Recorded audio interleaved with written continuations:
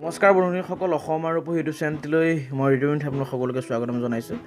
বন্ধুসকল, এইকেইদিন অকণমান ব্যস্ত থকাৰ বাবে ভিডিঅ' আপলোড কৰিব পৰা নাই। বাৰু যি কি নহওক, আজি আকৌ এটা নতুন ভিডিঅ' লৈ আপোনালোকৰ কাষ চাপিছোঁ। গতিকে আহক বেছি দেৰি নকৰি ভিডিঅ'টো আৰম্ভ কৰি দিওঁ।